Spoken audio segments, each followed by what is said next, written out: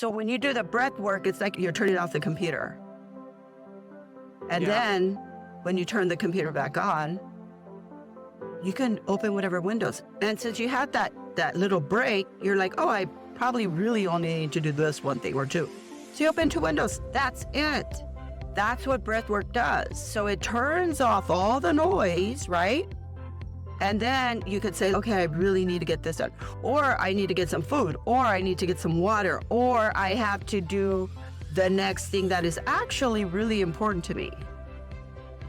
And that's how business works. That's how life works. That's how relationships work. That's how everything actually works. And that's the 20%. So when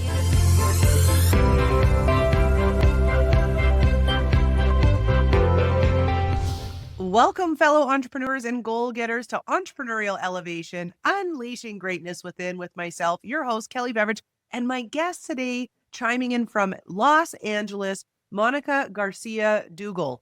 And I'm excited to bring her on. She's got great stories. She's full of energy. She's got tons of experience. She's a 30-year Wall Street veteran and financial expert. She's a best-selling author of The Power of Breath. She's a TEDx speaker, which is super cool. Breathwork makes you wealthy. She's a CEO, businesswoman, wife. She recently renewed her 20-year vows, which is so cool. She's a mom of 2, and I just enjoyed talking to her. And Monica, welcome to the podcast. Thank you so much for having me. I'm excited to be here. I'm so excited to have you. And I'm excited about our topic because I love this topic. So we're going to be talking today about how to have business breakthroughs that are not about grinding harder, but learning to slow down and assess what 20% to focus on. And we're going to see where the conversation takes us, but I'm so curious to talk to you about this. So, you know where I'd like to start, Monica? We talked a while ago, and I thought what you said something that was really cool, and this might be a great way to start this conversation because it'll share a little bit of your childhood. But you said that when you grew up, you believed you belonged at the table, which has shaped a lot of your success. I haven't heard somebody say that before, and I think that mindset that I belong is so powerful. How did you even come to adopt that belief? Yeah, that's a great question. So I think my mom was an entrepreneur and all her friends were entrepreneurs. And she just taught me so much when I was a kid. Crazy stuff like customer service and marketing, and they're always talking about businesses and stuff. So I don't know, it gives you a lot of confidence to look at the world as businesses and opportunities. And so when you look at the world that way, like just not through a scarcity mindset, but through an abundant mindset, I think it just really allows you to be open and curious and adventurous to some degree.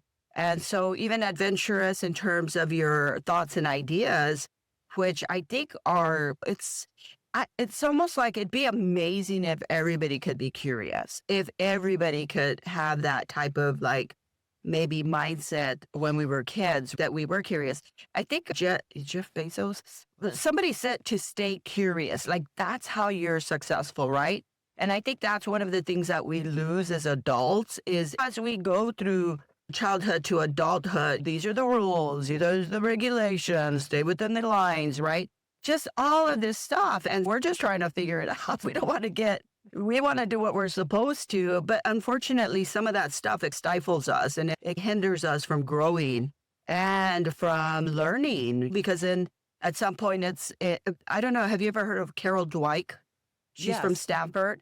Yeah, so it's like a growth mindset. Unfortunately, sometimes we're taught a fixed mindset. And he can't do much with the fixed mindset because it's a fixed mindset. You think, oh, I already got it. Like, I know everything. Or I can't ever be a beginner at stuff because I'm an adult. Or how would that look? Or just all of these things that we put on ourselves. It's funny because that one person that I was talking to you about before, one of your past hosts, this decluttering. Seriously, people, declutter. There's so much stuff that you don't even know you're carrying around. Like you have no idea these blind spots or somebody else's thought that you've never even sat down and said, hey, is this mine or does this belong to somebody else? We don't even have the time or the space to like really reflect and really figure out who are we? What do we want?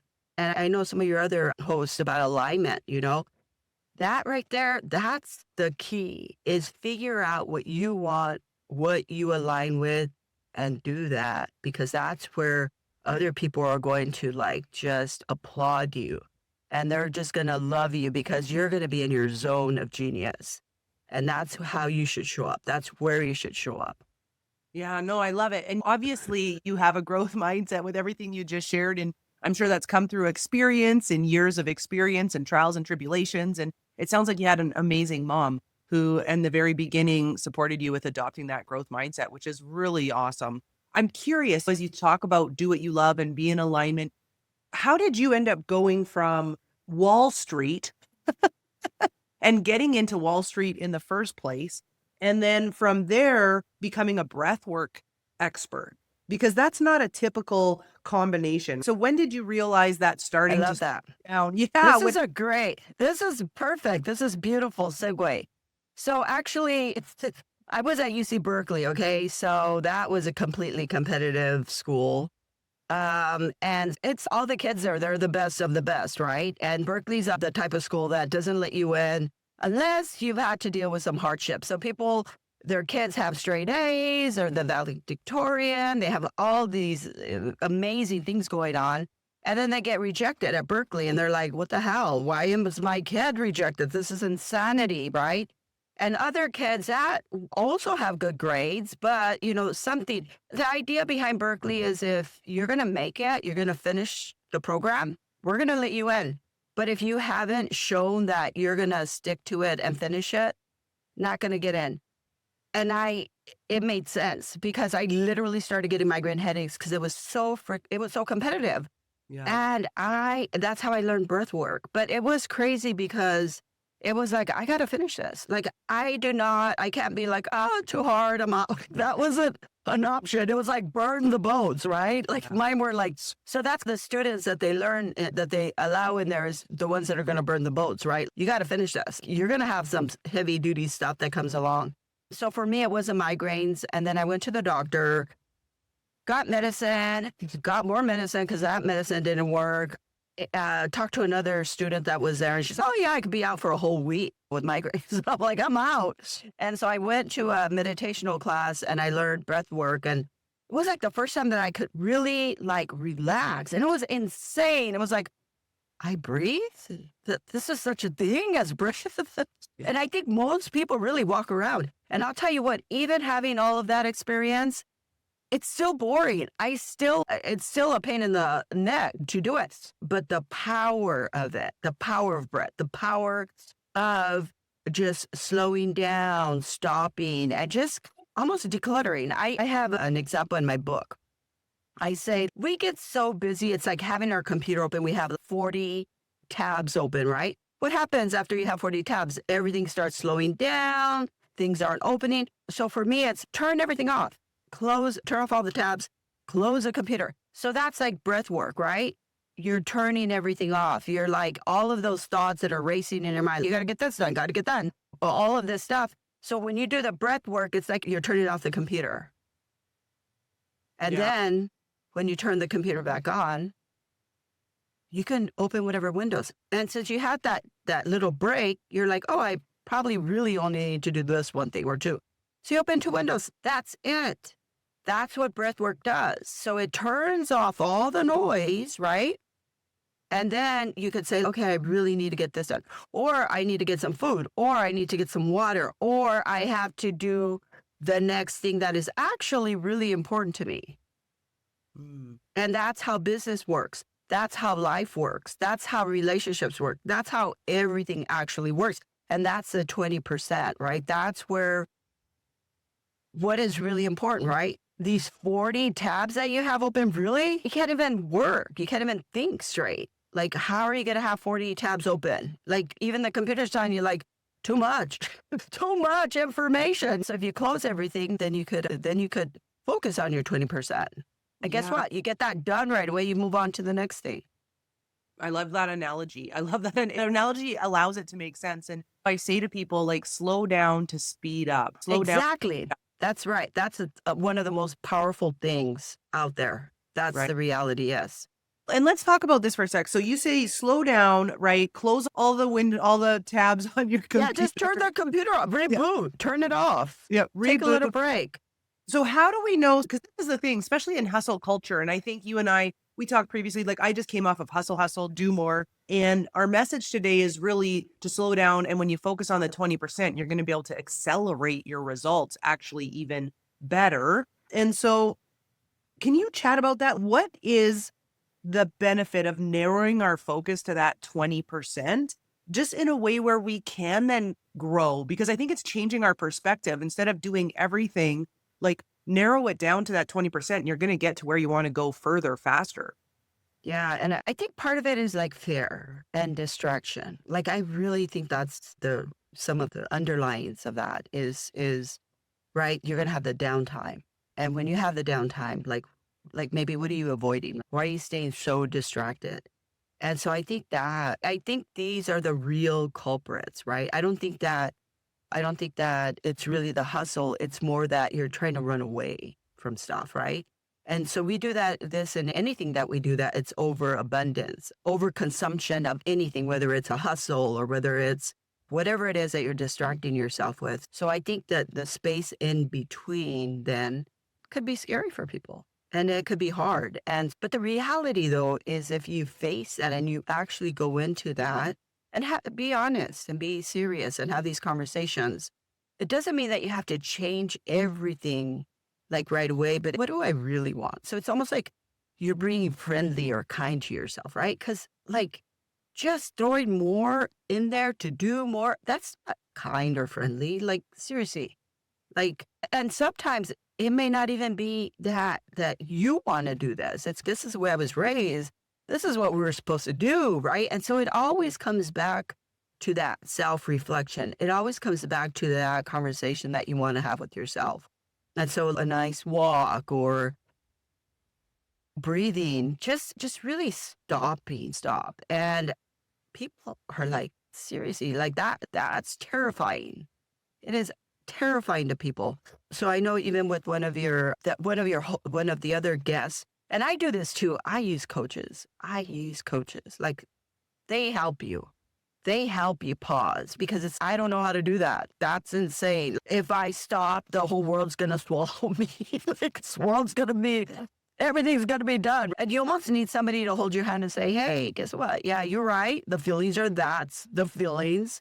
That's what it feels like. But the reality is that's not real. And so as you work towards that, as you start slowing down and you start learning like, yeah, I can have a life without all the distractions and without all that. Because pretty much life will do that to you. Life will eventually get you to a place where it's like, what does anything matter, right? Whether you get like maybe a disease or an accident or just something like just that just like grabs you by the face. It's like, hey, pay attention. But I don't think you have to do that. I think working with coaches can help you avoid a lot of that stuff. And I don't think you really have to be in the hustle culture. I'm not saying don't work hard, don't go out, but just be thoughtful, right? Be thoughtful and be intentional. If you could be thoughtful and you could be intentional, have at it, right? Because at least you have that clarity. And when you have that clarity, you're going to hit your mark much better than if it's just chaos. And you're really like, oh, I think something will eventually hit. You're eventually you're just going to get overly tired or something's going to happen, right? Like something's going to happen. But I think that, yeah, so that's where like the 20% comes in. And most successful people are working that way. So if you want to be successful, do what most successful people do. I don't mess around. I don't like, oh, I'm going to go create something brand new because I'm going to be so different. You know what? Even if we have 20 people that are doing the exact same thing, guess what? They're going to do it a little different because they're all different. And so all of this, like comparing our insides to other people's outsides and all of this other stuff, it's just noise. It's just distraction. Yeah, so true. Yeah, I love everything you just shared. So because I'm relating it, obviously this is the point of a podcast. Listen, and I'm doing it live right now, but I'm relating it to my journey as you're speaking because Yeah. I was hustle, and I slowed down. I left my previous business, and the first time ever I was faced with myself, and because I wasn't so busy, and I realized Yeah. how anxious I was, I realized how out of alignment I was. I just realized so much about myself, and I actually hired a coach to teach me how to be still and calm. And it Yeah. sounds hilarious, but I didn't know how. I didn't know how to No, just nobody does. I think people don't. Most people, yeah. because it's almost like you're a little kid, right? And you're happy go lucky or doing what you want. And then people are like, no, you're supposed to do this. And then other people are saying this. Even in my book, I have this runner that was an amazing runner. And then her friends start saying, oh, yeah, I got to start watching this or that or whatever about their food intake. And this kid didn't have any problems. She was eating well. She was a runner. And then she's, oh my God, I probably have to worry about mine. And it caused her so many issues. Like 5 or 6 years later, she figured it all out and said, shit, I should have never listened to that. But that's reality. That's the noise outside, right? Yeah. And so we pick it up somewhere. We're like, I guess I should be doing that too. Well, guess what? If you have a quiet conversation with yourself and you could say, you know what? I'm not going to compare my insights to other people's outsides. I'm going to do the best that I can. I'm going to screw up. I'm going to make lots of mistakes. But guess what? It is on my terms and it's what I need to do, right? And I'm going to stand behind all of my mistakes. And I'm going to take ownership of everything, right? So if you can do that, you're in such a power state because nothing in the external world is going to affect you because you are living your life on your terms. And reality, at the end of the day, that's all you can do. So that's where we go into this external. And the worst part about all of that is you'll get to these points from the external world. And then you're like, what's the point of this? Or what? Is this it? And it's so unfulfilling, right? It's like that Olympian that doesn't learn how to like just really enjoy the journey, right? Yeah. And they get the gold medal at the end and they're like, and this is it, right? Rather than, hey, guess what? You're doing this. Like every one of those workouts that you go to, every one of those, you're working with the best of the best, right? And if you're not grateful for that and you're not celebrating that and how powerful your body is and how amazing these experiences are, you're right. You're going to get to the end and it's going to be like, so what? What's the next? What is a word? Like a letdown that is. Yeah. It's an In empty. so many ways because you're the best of the best. Can you imagine if that happens to Olympians? How about the rest of us? We got to learn how to celebrate. So you got to write that book.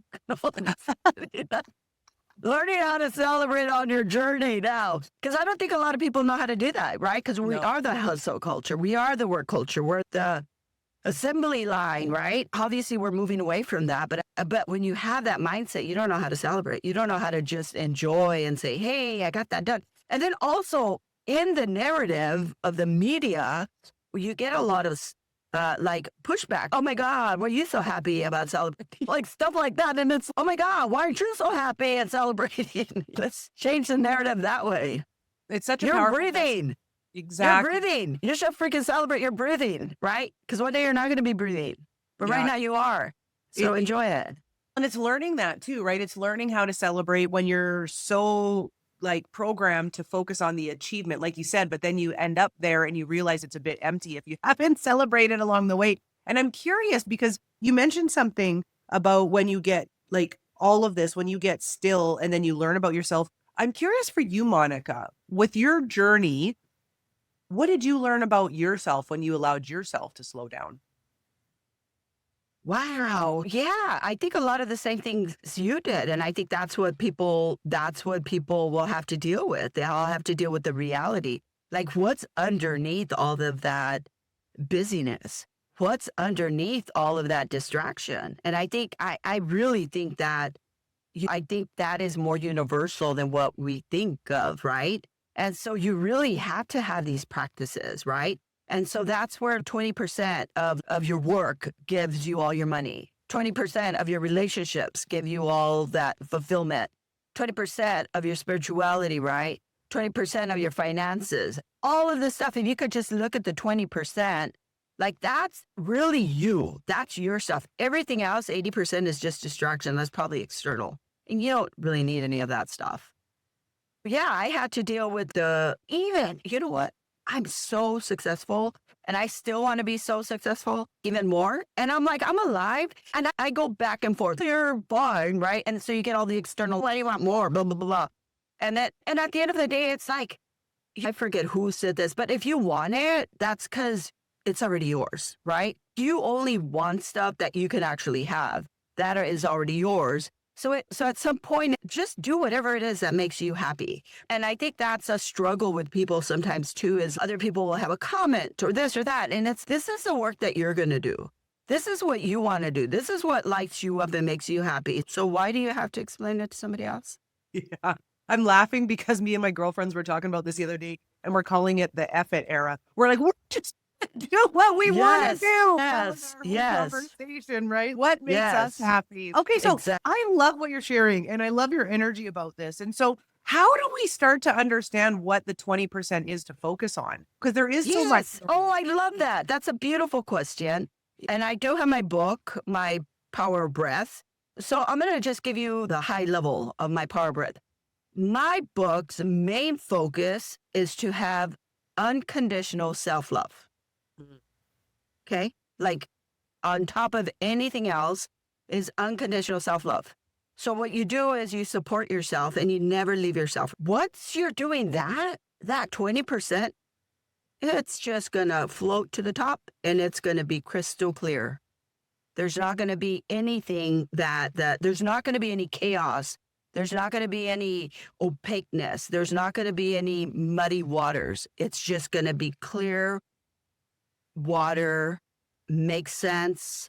I got this, right? So my book is always back to you. What do you want? What do you want? What do you want? What do you want? Not your neighbor, not the president, not your great grandmother, not your whoever. It doesn't matter. You go back to you. So it's almost like you're going back home because really at the end of the day, you have all the answers to anything that you ever have to do. If you could quiet down, if you could go meditate for 5 hours and just let everything go, if you can handle staying quiet for 5 hours, go for it. But seriously, right? That's why people go on these retreats. That's why they go, because they're like, I need a bigger answer. I need a higher answer. If you just start doing your breath work, you can start building those neurons and you can have access to all of those answers. Because we do have like our conscience, our subconscious, and all of these other things.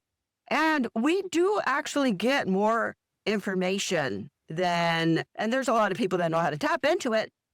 Like most successful people, right? Like I say, like the Olympians, Navy SEALs, executives, anybody that's successful does breath work. They do meditation. Because guess what? That's your downtime. That's your time to say, what is this 20% that I'm supposed to be working on? That's how you get that. And that's clarity. Nobody can touch that. Nobody can touch that. That is your stuff. That's sacred. And when you're operating in that, people see your power. They just will respect. Because guess what? They can also do that. Every single person can do this. So when they see you operating in that, they're like, hey, man, you do it, right? Because I say I can do it. We all can do it. We all can be happy. We all can reach all of our dreams. This stuff isn't hard. It's just you need to have the courage to stop and say, what is it that I need? And then after you do that, then you keep doing that and what's the next step? What's the next step? What's the next step? And you just move forward to whatever it is that you want. And you're not indecision is one of the hardest things in this world. And when you're dealing with the external world and not with your internal world, you can go astray. You can do the hustle, do this, do that. But that's where it's not fulfilling. If you're listening to yourself and you're just going where you need to go, it's fulfilling. It's pretty cool. I love it. And I love that you're in all honesty, it is simple, right? It's just whether or not we choose to do it, whether we choose to do it or not and practice it. And I love that you share that we have all our own answers. And I know that we're talking about the 20% and how to tap into it when we also talked previously, just to shift a bit, but still stay in this topic, because what you shared was just so powerful. I know you said a big part of it too was financial literacy. So, financial literacy. So, slowing down, tapping into your 20%, what you just talked about, unconditional self love. You get there through breath work and meditation to find your own answers. And also understanding financial literacy is a massive part of the 20%. Why do you feel that it's important to focus on that also? Yeah, actually, and that's my movement that I'm doing is I do have the book in terms of coming home to yourself, right? This reunion with yourself and then just being very powerful in that. Now, the financial literacy, now that stuff, that topic, that's one of the most important topics for me. And the reason is because there's so much narrative and there's so much chaos and there's so much confusion around it and shame and greed and all this. I call it BS, total BS. And it's frustrating because it's like people need to pay for they have to go to the dentist or they have to go get their eyes checked or pay their rent or pay their mortgage. Yeah, just basic stuff. But you can't talk about money or it's shameful or you're greedy or it's like telling people like, don't take care of yourself. Like that for me it's unfortunate. It's unfortunate that we have so many things, so many struggles, so many like hurdles that we have to go through to just have basic human needs that are met, right? And so what I like to do is I like to look at finances really neutral. Just yesterday, I would give you some eggs and you would give me some milk, right? That's how we transact it. Today we have money, right? But it's the same thing, right? You go get your milk, you have money. You go get your eggs, right? You go pay your mortgage and you go do these things, right? And so for that to have some kind of cloud, or I was just talking to somebody, I was on another podcast and we are talking about this, and I was saying something like, and then people that don't, there's an amazing influencer. She has a business. Her name's Cody Sanchez. And she said, people are not kind to the poor. Think about that. People are not kind to the poor, but you're not supposed to talk about money because there's shame and so it's like you're in a horrible position one way or the other. You know what I'm saying? So where do you get to human dignity? Where do you get to go look for what it is that you need to do? How do you do that? Hmm. Yeah, it's such a important topic. It's such an important topic. I feel especially because I deal with so many women entrepreneurs, and it's funny how you talked about money brings up so much shame and guilt, because even when I talk to them about their business and how much money they want to make or where they're at or what their current, it's almost like they don't want to speak about it. And I'm like, how are you supposed to create some abundance if you even fear saying you want to be successful? Yeah. And so we talk about this a lot. And so what do you feel is some real action that women or people in general can start to take in their finances? Like, how do we start to bust this up? I think really just call the bullshit, Yeah. right? So if I'm feeling like, oh, I can't talk, screw that. Who the hell is telling you you can't do that? That person, you need to get rid of that person because that person is not caring about your health. That person is not caring about your safety.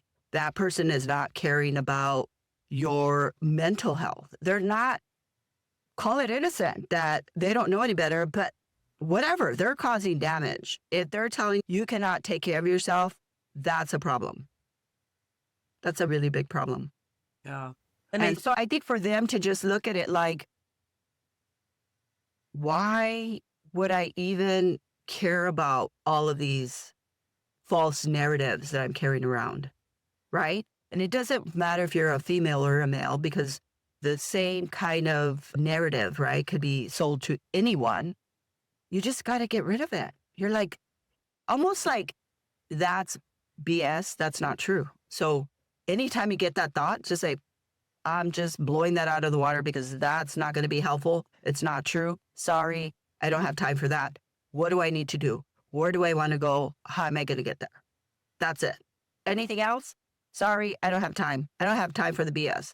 I don't have time for your narratives, right? Either you're helping me get to where I need to go or you're not. And so if you're helping me, hey, let's do this. I appreciate it. If not, sorry, I do not have 1 second of time for you. Like at some point, you don't exist in my life anymore. I'm sorry. I need to take care of myself because nobody else is going to take care of me but me. And I think that's where anybody, whether you're a female, male, right? You got to take care of yourself. Oh, don't go take care of your teeth. Oh, don't go take care of your eyesight. Oh, don't pay your mortgage. No, don't pay your rent. Don't take care of yourself. Think about that. That's on the other side of, oh, should I? No. Yes, you should. Of course you should. You should take care of yourself. 100%. Yes. And anybody that is genuinely a decent human being is going to be like, good for you. Take care of yourself. Anybody that is not is going to have a contrary view of that. And at that point, they got their own issues. Why do you want to deal with that? You have your stuff that you have to deal with. Let them be them, but you need to move on from that stuff. Okay, so what if, because I love what you're sharing it, what if you're the person who's in the way and the hardest on yourself? Because I feel like when it comes to money. No, that's fine. That's fine. So what you could do is when you think that you're the one that's in the way, if you do your breath work, if you read my book, The Power of Breath, you're going to get rid of all of that because you're going to be like, I have unconditional self-love. There's nothing I can do wrong for me to take care of myself. Nothing. So if I'm getting a thought that's saying, oh my God, that's wrong, then I have to say, whose is that? That's not mine.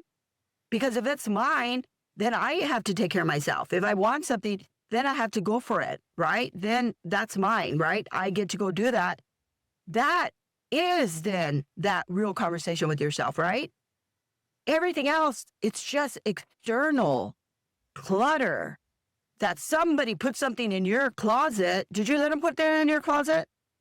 No, probably not. Nobody did. Or are you going to have stuff that is against you? Or is that making you feel bad in your closet if you're supposed to have unconditional self-love? Because that, if you have unconditional self-love, it doesn't mean that you're not going to work hard. It doesn't mean that you're not going to make hard decisions. It doesn't mean that you're not going to have any problems. This is like life. If you're alive, you're going to have all of these things, right? When you're not here anymore, when you're dead, you're not going to have any problems. But as long as you're here, it doesn't matter if you have tons of money or if you don't have any money. Everybody's going to have to deal with the same thing. We all have to deal with challenges. That's what life is. That's what having breath is. Having breath is like, you're a person, you're alive, you're going to have some challenges, right? Now, how you happen to deal with that, do you want to clean up that closet or not? You don't have to clean it, but damn, it is hard to live alive with that closet, with everybody else's stuff in there that you have to lug around everywhere. Yeah. Why do you have to lug all that stuff around? Who said that? And I think this happens like sometimes when somebody has a near-death experience, when they do, they're like, just wipe that closet out. Like, I could have died. That's it. Game over. Just get rid of it. I'm not even going to deal with it. So I think at that point, it's so easy for us. So why can't we live our life that way? What if you did look at it like, tomorrow I'm going to die? So what is important to me today? What is it that I want? And guess what? I'm going to go for that. Whether I make it or not, it doesn't matter, but I'm here. I'm going to play in the game because this is my life and I can live it however I want. Yeah. Oh my gosh, Monica, you know what I love about you? You just say it as it is, right? And I feel like people need that message loud and clear, right? You just say it as it is. And so I'm curious, people are going to want to follow you. They're going to want to know you. They're going to want to get your book. So where can they find you? So I'm on www.monicagarciaduggal.com. And I do have this thing, it's called the Financial Bites Method. B is for budget. I is for investing, T is for taxes, E is for exit strategy, and S is for systems. So that could be good for businesses. Also, if you want to use it for your own personal financial view and stuff, it works great. So people can go and download that. I think that's a really great start for people. Because I think also the other part with anybody, whether you're male or female, is you really have to start learning about finance. You really have to start learning about money and be okay that you don't know. Because I'll tell you what, there's so many people out there, even like you got like professors at universities, right? Everybody has their money story, right? Don't compare. Just do your best. Figure out what you want and just move forward in that and find the people to help you. There's tons of people out there that care about you, that want to help you. There's amazing coaches. I've learned so much. I've had coaches for 10 years. Oprah Winfrey had 7 coaches. She's a billionaire. So if you want to be a billionaire, maybe get 7 coaches. Yeah. So yeah, you could go on my website, and then I also have an Instagram account. But I am starting to put a lot of really amazing stuff on my website. I will have events and workshops as well. I do have a money school that I'm working on right now for people to help them change their mindset with money. And I'm very excited, actually. I just started doing one of the recordings yesterday. That's amazing. That's awesome. We'll put all that stuff in the show notes so people can find you. We'll put your book in there. We'll find your TED Talk and put it in there. You're a wealth of information. You have so much experience. So I'm excited for people to follow you and learn from you. And okay, so Monica, just in starting to wrap up, I have a few last questions. And so I'm curious, up until now, you've had quite the career. What would you say is your definition of success today? I really think my definition of success is the in between, the breath work, the walks, right? Let's say if you're working really hard, right? 25 minutes, take a 5-minute break, go outside, take a little walk, or go get some movement like that. Those are like, that's almost like a little celebration. That's a little like a self-care, right? Like just go drink a glass of water, right? Because all that stuff is going to help your physiology. So for me, I think that's success is just being able to be present, to be here, right? Because at the end of the day, you want to go reach your goals, go hit it out of the ballpark, at it, have fun. But, right, celebrate the journey, celebrate like right now, right this second. Yeah, I love that. And I'm definitely on the same page with you, and it's a work in progress. Yet, Oh, no, yeah, you just have to remind yourself, you put it on your calendar. Yeah, no, for sure, I get you. yeah, Yeah. no, awesome. Okay, next question. What would you say, because my tagline is unleashing greatness within? So what would you share to the listeners 3 tips to unleash their inner greatness? So I would say clarity, curiosity, and confidence. Ooh, I like that. Clarity, curiosity, and confidence. Okay, lovely lady. So last question. If you could go back and tell your younger Wall Street self one thing about breath, belief, or business, what would it be? I know that I was using the breath work. Like literally, we would have meetings and I would go do like my breath work before. I I felt pretty it's interesting, but on top of my mom teaching me all the entrepreneur, she did do a lot of like meditation. So maybe that's why I picked it up so quickly. Yeah.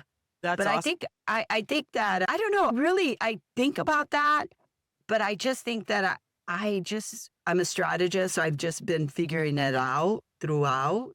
And I just think that I'm just gonna continue to do that, like throughout. I don't know. I think I did pretty good. Maybe I would say, hey, good job. You're doing great. That is Like, awesome. Exactly. yeah, Because you showed up with the belief that you belonged, how we started this conversation, right? That you yeah, belong at the table. And so yeah. adopting that belief. And if there was any last thoughts that you wanted to share with the listeners, any last thing you want to say? Just keep going and show up, keep going and have fun. And really, I think that's the way you reach your dreams. And if you want something, it's yours. Just figure out how to get it done and have confidence in that and move forward. I love it. Monica, thanks for being here. You're a breath of fresh air. I love your energy. I love your certainty. I love your passion. Everybody, go check out Monica. Go to her website, get her bites method, get her book. I'll put it in there. The Power of Breath. Just thank you for everything that you're doing to educate and to support other people in living their best life. Yeah, really grateful. Yeah. Thank you. Thank you too. And then, yeah, so if they go onto my website, I also have the book there, and it's Monica Garcia Duggal. And then that's where you'll find the Power Breath, because I think there's other books out there that have the same title. Yeah. Okay, perfect. I'm glad you shared that. So Yeah. go to the website, get the book, check out Monica, continue to follow her. And Monica, just thanks. Thanks so much. I really appreciate you being here today. Thank you. I appreciate your time. Hi, I'm Tanya, and this is Julie, and we are the founders of Coach Core, your all-in-one solution for building and scaling a successful coaching business. At Coach Core, we provide you with everything you need in one place. You can house your courses, manage memberships, run email campaigns, and create stunning websites and funnels, all with our easy-to-use platform. And it's not just about the software. We offer built-in coaching and mentorship, helping you implement best practices from certified NLP practitioners and story brand coaches. And that's just scratching the surface of what's inside. And that's why we're excited to sponsor the Entrepreneurial Elevation podcast with Kelley Beveridge. Kelley is a thought leader who inspires and elevates entrepreneurs worldwide. We believe in the power of community and continuous learning, and this podcast is a fantastic resource for any coach looking to truly grow their practice. So join us on this journey. Tune into the Entrepreneurial Elevation podcast for insights and inspiration, and visit Coach Core to transform your coaching business today. Coach Core, your path to coaching success.